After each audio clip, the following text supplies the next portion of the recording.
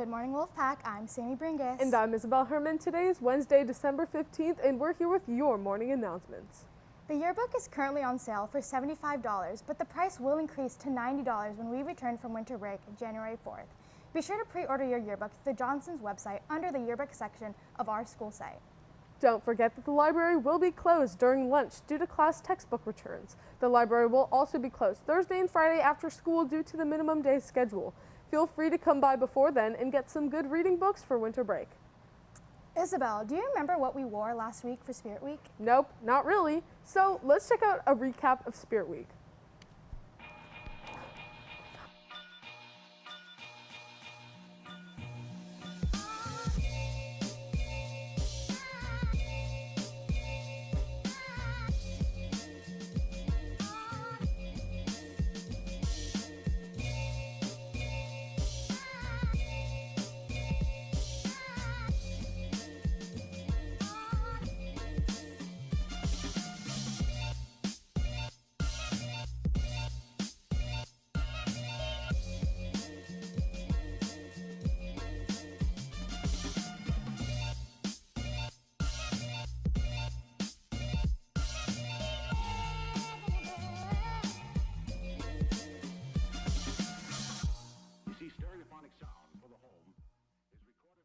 Wow, I love Spirit Weeks. You know what I love even more? The food fair? Yup, exactly. Let's check out a recap of last week's food fair.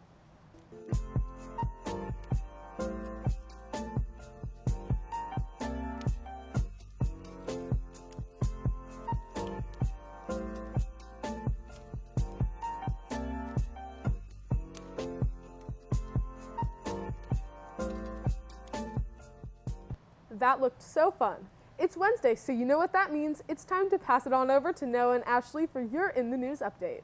Good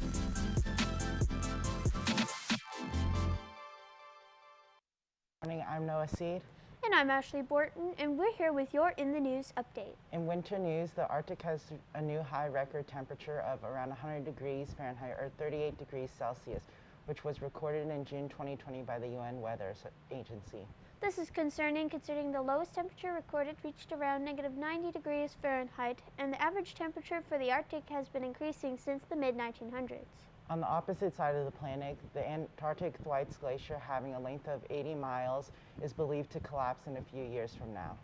To put in perspective, this glacier is roughly the size of Florida, and the collapse could cause the global sea level to rise. It is already responsible for around 4% of the global sea level rise as the warm waters chip away at this large glacier. Moving on, Congress has approved the increase of the national debt by $2.5 trillion. Currently, it is at $28.9 trillion. Both Democrats and Republicans appear to support this decision, passing the Senate with a 50 to 49 vote and the House of Representatives with a 221 to 209 vote. And in local news, there was a 2-alarm fire at the SMUD substation in Sac yesterday morning, leaving with about 800 people without power. This fire occurred in a historical building known as Old Folsom Powerhouse and was constructed in 1894, and SMUD has operated the substation since the 1940s. Well, that's all we have for you this year. I'm Noah Seed. And I'm Ashley Borton. Back to the anchors.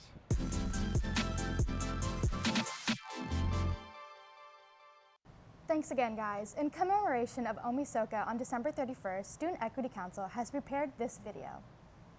From the Student Equity Council to the Wolfpack, we want to wish you an early Omisoka, a holiday celebrated in Japan. On behalf of Student Equity Council, we deeply apologize for any mispronunciations throughout this video. Omisoka is the last day of the year, similar to New Year's or December 31st, and was traditionally celebrated at the end of the 12th lunar month. On this day, families clean their homes, also known as osuji, many visit their local shrines, and bells at shrines are rung to symbolize 108 earthly wants. Kagami mochi is a rice cake decoration to wish for fortune. Plain tashakoshi soba or tashakoshi udon are long noodles symbolizing the crossing of one year over to the next. Osechi is a bento-style box that contains various foods. Want to start a new tradition this year? Watch Kohaku Utagasen, a famous singing competition typically watched in the evening of this day, the 31st. For more information about holidays like these, make sure to follow Student Equity Council on Instagram at COHSSCC. Student Equity Council is looking for student volunteers to help voice over future videos like the one shown to celebrate student diversity on our campus. Student volunteers can redeem their time spent for community service hours or prizes. Before we leave for winter break, let's say goodbye to the fall athletic season with some team academic acknowledgements. Great job to all the football players, volleyball players, tennis players, cross-country runners, and golfers this fall. Student athletes must maintain district-required GPAs to continue competing, so here are the 3 COHS teams with the most competitive GPAs. In third place, a tie between varsity girls cross country and varsity girls volleyball with a 4.0 team GPA. In second place, freshman and sophomore girls cross country runners with a 4.1 team GPA. And finally, first place varsity girls tennis with a 4.2 team GPA. Shout out to our athletic director, Mr. Smith, Coach Lalonde, and all the fall coaching staffs. Keep it up next season. Well, that's all we have for you today, Wolfpack. I'm Sammy Bringus. And I'm Isabel Herman. Remember, the strength of the pack is the wolf. And the strength of the wolf is the pack. See you in 2022, Wolfpack.